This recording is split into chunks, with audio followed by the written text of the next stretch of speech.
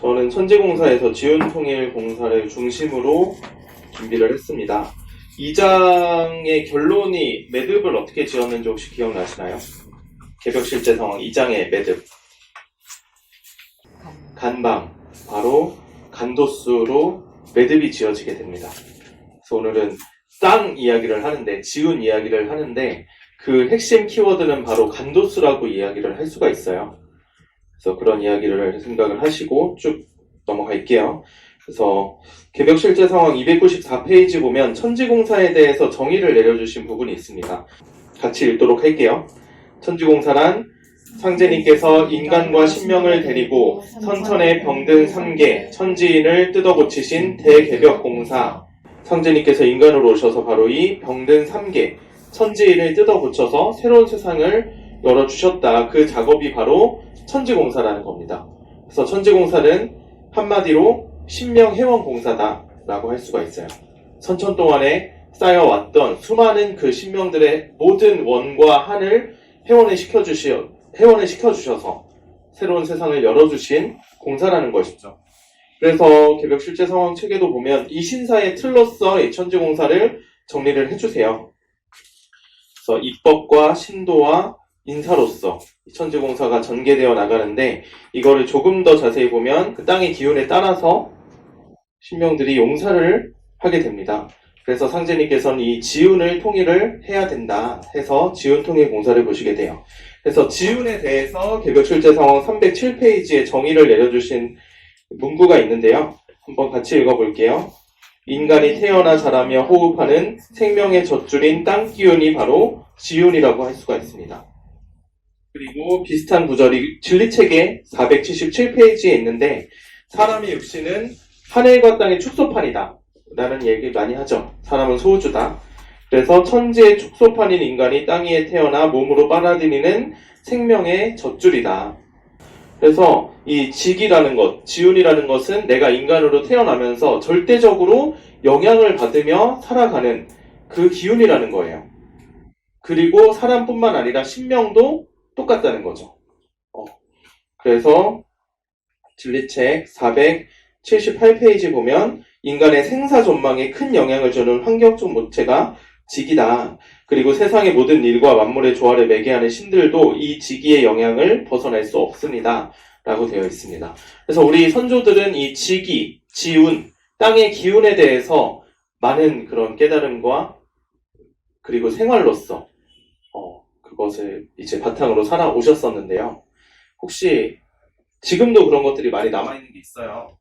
네, 혹시 초중고 다닐 때 교가 기억나는 거 있어요? 정말 많은 학교의 교가에 산이 들어가게 됩니다. 그래서 이 산에 따라서 땅의 기운이 이제 움직여가는 게 이제 산이라고 볼 수가 있는데, 그 산의 기운을 받아서 큰 인물이 출현한다고 하죠. 그래서 우리가 저번에 배웠던 어떤 게 있어요? 그 이치를 밝힌 진인, 도통, 연계, 수미산으로 해서 뭐 석정산, 유발산 뭐 이렇게 쭉 가잖아요. 백두산으로 가게 되고, 그 산의 정기를 받아서 큰 위인이 태어나게 돼요.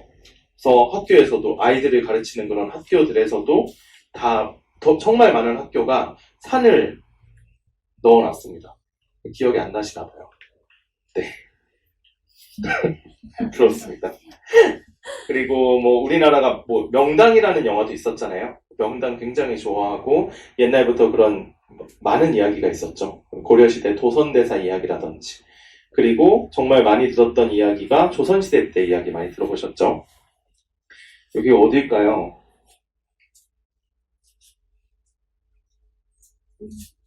고인돌? 아니에요. 600년 전 돌이에요. 힌트. 조선초. 근데 안 지어졌어. 계룡산의 신도안이라는 곳인데요. 원래 이성계가 처음에 도읍을 정할 때 어디에 정했는지 알고 있어요? 못 들어봤나요? 대전 계룡산에 정했었어요. 그래서 여기가 도안인데, 여기에 이제 조선시대 때 궁궐을 지으려고 주춧돌을 다 만들었던 거야. 근데 그때 어떤 일이 일어나요? 왜 여기에 도읍을 안 했죠? 우리 성지순례 때 다 들었죠? 꿈을 꿨죠. 꿈을 꿨는데 계룡산의 산신이 나타나서 여기는 네가 들어올 수 있는 곳이 아니다 라고 해서 여기에 결국에 도읍을 만들지 못하게 되죠. 나중에 다른 주인이 있으니까 너는 저기 위에 올라가서 한양, 저기에 도읍을 정해라. 라고 해서 한양으로 올라가서 도읍지를 찾아보게 됩니다. 그러면서 누가 올라가요, 그때? 무학대사가 갔잖아요. 그래서 우리 저기 옆에 왕십리 있잖아요. 왕십리 이름이 왜 생겼는지 알고 있죠? 네, 왜 생겼어요? 십리를 더 가라. 그게 뭐냐면 무학대사가 왕십리 있는 곳에 왔어. 그랬더니 여기가 정말 땅이 좋은 거예요. 산세가 좋은 거예요. 그래서 여기에 도읍을 정해야겠다. 궁궐을 여기 지어야겠다. 라고 생각을 하고 있는데 그때 마침 소를 타고 지나가는 할아버지가 있었어요.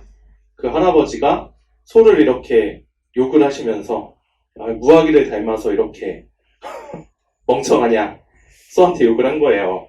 그래서 무학대사가 그걸 듣고 놀라서 저에게 가르침을 내려주십시오라고 한 거예요. 그랬더니 그 할아버지가 여기서 서북쪽으로 십리를 더 가라. 그럼 거기에 진짜 도읍터가 있다라는 이야기를 해주거든요. 그래서 무학대사가 그러면 이걸 알려주신 당신 누구시냐고 물어보니까 난 저기 저 산 위에서 살고 있는 사람이다라고 해서 무학대사가 나중에 거기 찾아가 보니까 작은 암자, 사람은 없고 작은 건물이 암자가 있고 거기에 도선대사가 모셔져 있다고 하거든요. 그래서 그분이 도선대사구나라는 그런 이야기, 전설같이 이야기가 내려오고 있습니다. 왕십리라는 지명은 그래서 생긴 거예요. 그리고 숭례문 같은 경우도 되게 재밌죠. 관악산이 화기를 가지고 있는 산이다. 관악산의 화기를 막기 위해서 현판을 세로로 지은 것. 그리고 그 화기를 막기 위해 경복궁에 수많은 그런 물들, 우물이라든지 경회로라든지 그리고 경회로 안에 용으로 된 그런 부적들, 물숫자 부적 이런 것들을 많이 놨는데 정말 많은 화재로 또 소실이 된 게 또 경복궁입니다.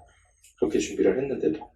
그래서 그런 관악산의 화기, 전형적인 화 기운을 가지고 있는 산 때문에 그런 게 일어난 게 아닌가 생각을 할 수가 있고, 결국에는 이러한 상이한 땅기운, 서로 다른 땅기운 때문에 그리고 자연 조건과 그들의 고유한 신앙으로 인해서 다양하고 독특한 문화가 발전을 하게 돼요.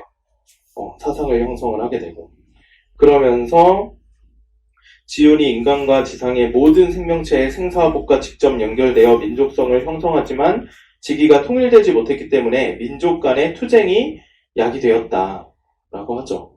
지운이 통일이 되지 못한 까닭이라 모든 분란쟁투가 지운이 통일이 되지 못해서 일어났었던 겁니다. 그래서 각 지방신의 지운을 통일케 함이 인류 화평의 원동력이 되느니라 라고 말씀을 해주시면서 이 지운, 모든 지구의 그런 기운을 다 온전하게 회복시키고 통일하는 그런 상제님께서 천지공사를 보시게 됩니다. 그래서 개벽 실제 상황에도 천지공사를 보시기 전에 먼저 조화정부를 세워서 혼란무도한 천상의 각국 주신들인 지방신들의 통일을 먼저 하셨고요. 더불어 각 민족의 땅기운도 하나로 통일을 하셨다. 그리고 이걸 바탕으로 해서 천지공사를 집행을 하셨다는 거죠. 그리고 그 지운의 그런 중심이 어디냐, 모든 지운을 통일하는데 그 중심지가 어디냐? 바로 지구의 혈인, 열매짜리인 한반도입니다. 그래서 태상 정도사님께서 이 지구가 한반도를 위해서 조판이 되었다라는 말씀을 하시잖아요. 간도수라고 하잖아요. 그래서 우리나라가 이제 간방이고 모든 것이 끝나고 모든 것이 새로 시작하는 그런 장소인데, 지운에서도 지운을 통일을 하실 때 어머니 산과 아버지 산을 중심으로 해서 이 지구의 어머니 산과 지구의 아버지 산인 거죠. 이 부모 산을 중심으로 지운을 통일을 하시게 되십니다. 그래서 도전 4편 19장을 보면 부모가 한 집안의 가장으로서 모든 가족을 양육 통솔하는 것과 같이 지운을 통일하려면 부모산으로부터 비롯해야 할지라. 그러므로 이제 모악산을 주장으로 삼고 회문산을 응기시켜 산하의 기령을 통일할 것이니라 라는 말씀을 해주시죠. 그래서 여기에 그런 형상을 보게 되면 모악산이 지도에 살짝 보이죠? 모악산이 위에 있고 회문산이 아래에 있습니다. 네, 여기 보이시죠? 모악산, 회문산. 그래서 이 상은 이제 어머니가 위에 있고 아버지가 아래에 있는 지천태의 그런 형상을 그대로 가지고 있는 거고요. 그리고 이 모악산과 회문산의 품 안에 사명당 4개의 명당이 결실이 되어 있습니다. 그래서 이거는 조금 이따 더 자세히 보기로 하고, 그래서 천지부모산이 모악산과 회문산인데요. 이 모악산에 대해서 성제님께서 이런 말씀을 하십니다. 모악산은 어떤 곳이죠?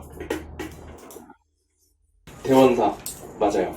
대원사에서 천지 대신문을 여신 곳이죠. 그리고 그곳에 금산사도 존재를 하고, 그 모악산 일대 그 부근에서 성제님께서 천지공사를 보셨던 중심지라고 이야기를 할 수가 있습니다. 천지의 어머니 산에서 성제님께서 천지 대신문을 여시고 나중에는 이제 천지공사까지 보시게 되는데요. 그 모악산에 대해서 이런 말씀을 하세요. 모악산의 치맛바람이 장차 천하를 진동케 하리라. 그 살기를 피워내는 바람에 세계가 물끓듯 하리라. 이런 말씀을 하시는데, 개벽실제상황 310페이지, 모악산의 살기로 인해 지금 지구촌에는 인류사의 새 질서를 열기 위한 진통의 물결이 거세게 요동치고 있다라는 말씀을 해주시고, 그렇다면 이 살길은 과연 어떤 의미인가, 모악산의 살길은 어떤 의미인가를 보게 되면, 후천 가을의 순수 전기를 전 세계의 산하 대지에 흘려보내주기 위해 모악산이 선천 묵은 세상에 찌든 겁기를 벗겨내고 있는 것이다 라는 그런 정리 말씀을 해주십니다. 그래서 그 모악산의 살기라는 것에 그런 진정한 의미가 뭐냐, 바로 이 선천에 있는 모든 묵은 찌든 겁기를 벗겨내는 그런 과정으로서 살기가 나오게 된다는 거죠. 그리하여 지상의 인간과 천상의 신명은 가을 대개벽 전까지 신천지 부모산인 모악산과 회문산의 기령을 타고 세계 통일 문명을 준비하는 남법 회원의 시효를 맞이하게 된다. 그리고 이러한 모악산과 회문산을 바탕으로 해서 그 어머니와 아버지 산을 바탕으로 해서 그 안에 4개의 명당이 있습니다. 그래서 저기 궁을가를 보면 사명당이 갱생한다라고 하는데, 그 사명당이라는 게 중사명당이 아니라 바로 이 4개의 명당, 이 천하를 통일하게 되는 4개의 명당을 이야기를 하는 거고요. 4개의 명당은 뭐냐? 첫 번째로 순천회문산, 아버지산에 있는 오선위기입니다. 그래서 오선위기로 천하의 시비를 끌으며 라고 되어 있죠. 위기가 뭘까요? 오선위기. 위기는 바로 바둑을 뜻해요. 5신선이 바둑을 두는 그런 형국이다, 형상이다 라고 이야기를 하는데, 여기에 맞추어서 이 선천의 그런 세운의 역사가 흘러가는 그 틀을 이 오선위기 도수에 붙이셔서 세월이 흘러가게 되죠. 그리고 호승예불로 천하의 안전판을 찍고, 이것은 무한 승달산이라는 곳이고요. 불교의 그런 뜻이 여기에서 성취가 되는 그런 게 담겨 있고요. 오선위기는 선도라고 볼 수가 있습니다. 군신봉조로 천하에 임금을 내며, 여기는 태인의 베레바치라는 곳이 있는데 그곳이 이제 사명당 중에 하나고요. 여기에서 임금을 낸다. 다른 말로 금도수잖아요. 그걸 통해서 태일의 그런 일꾼이 나오게 된다는 걸 알 수가 있죠. 선녀직금으로 천하창생에게 비단 옷을 입히리니, 여기는 장성 솔룡이라는 곳이라고 합니다.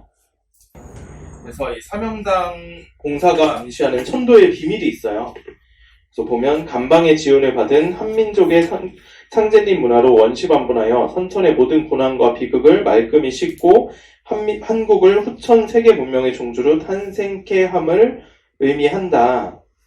넘어가서 간도스의 역사 섭리가 바로 이 안에 담겨 있는 거죠. 그래서 태초에 천지가 조판될 때부터 대자연의 입법으로 이미 정해져 있었다. 뭐가? 바로 우리 민족이 저기 한국에서부터 배달국 동방 커다란 그런 나라로 존재를 하다가 간방에 지금 굉장히 작은 나라로 들어왔잖아요. 우리 고려시대 국경만 보더라도 지금보다도 훨씬 컸던 그런 나라를 가지고 있었죠. 그런데 지금은 정말 이 작은 한반도의 남조선에 우리가 자리를 하고 있는데, 이게 역사적으로는 큰 그런 겉으로는 망해 갔던 거지만 내면적으로는 간도수, 우리가 그런 완전히 완성이 되고 열매가 되고 씨앗이 되고 새로운 후천에 새로운 생명을 열기 위해서, 새로운 세상을 열기 위해서 오는 역사의 그런 과정과 섭리라는 것이 바로 여기에 담겨 있다는 것입니다. 그래서 상제님이 동방의 조선, 그것도 남쪽 땅에 강세하실 수밖에 없었던 필연적인 천도적 이유도 이러한 지운의 이치 때문이다. 라고 개벽실제상황 311페이지 나와 있고요. 그래서 상제님의 성구를 보게 되면 만국화에게 남조선이요 청풍명월 금산사라. 모든 만국화에게, 만국의 활개, 살아날 그 방법, 방편, 방도가 어디에? 남조선에 있다. 그렇죠. 간도스라고 볼 수가 있죠. 여기에서 더 구체적인 구절이 바로 다음에 나옵니다. 청풍명월 금산사라. 이것도 뜻은 다 아시죠? 청풍명월이 뭘 뜻하죠? 네, 충청도의 지운을 뜻하는 것이 바로 청풍명월이죠. 그래서 금산사 미륵불로서 이제 상제님께서 오시게 됐는데 그 금산사 미륵불 상제님의 뜻이 성취되고 완성되고 결실을 맺는 곳이 바로 청풍명월 충청도 땅이다 라는 것입니다. 그래서 이러한 전라도와 땅으로 말하면 충청도죠. 이거는 태전이고. 그래서 이것을 이제 구체적으로 상제님 공사에서 괴로서 그것을 이제 설명해 주신 게 있는데, 네, 도전 3편 84장을 보게 되면은 이런 말씀이 있어요. 여기는 비룡제천이고 태전이 뭐다? 태전은 현룡제전이고 여기는 비룡제천이다. 이런 말씀이 있습니다. 이 현룡제전과 비룡제천이 어디 나오냐면 알고 있었죠? 건괴, 64괴 중에 중천건괴, 건괴가 2개 있는 거기에 있어요. 맨 아래에 있는 그게 뭘까요? 이거 막 정치 선거철 만들면 많이 나와요. 잠룡이라 그래요. 대선 주자 잠룡 이렇게 숨겨져 있는 용이다 라는 뜻이죠. 제일 아래에 있는 게. 그리고 제일 위에 있는 건 항용유해다 라는 구절로 되어 있어요. 높이 올라간 용은 후회밖에 남지 않는다.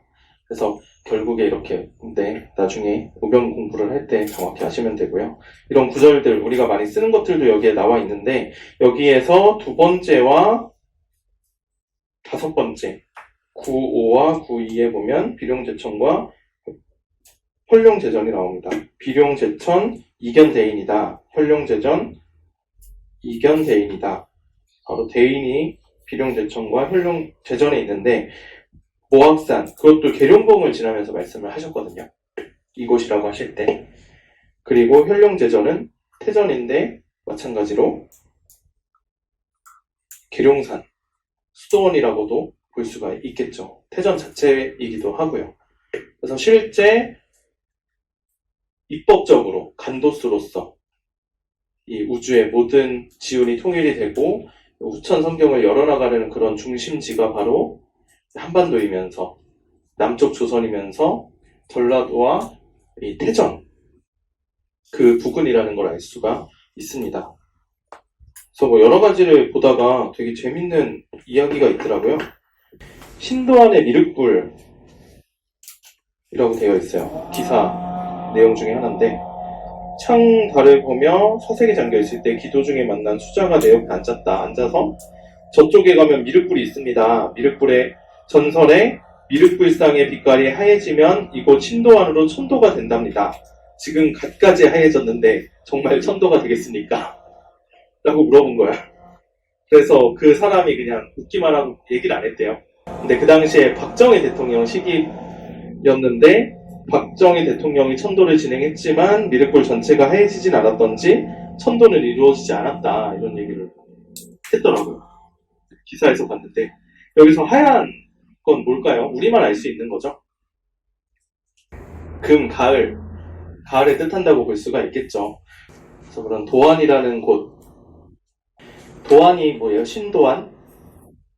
새로운 도읍이다. 그래서 그게 결국에는 진정으로 성취가 되는 게 후천 성경이 열려 나가면서 결국에는 그걸 이루는 것은 바로 일꾼들이 성사제인을 해야 된다는 거죠. 그래서 여기 비룡제천 모악산은 어떤 곳이냐면 모사제천의 땅이죠. 상제님과 태무님께서 천지공사로서 모든 틀을 다 짜아 놓으셨고, 태전은 성사제인의 땅이라는 것입니다. 그리고 그 주역이 바로 여러분들이시고, 그리고 그러한 진정한 그런 테일로서, 주역으로서 거듭나시기를 바라고요. 마치도록 하겠습니다.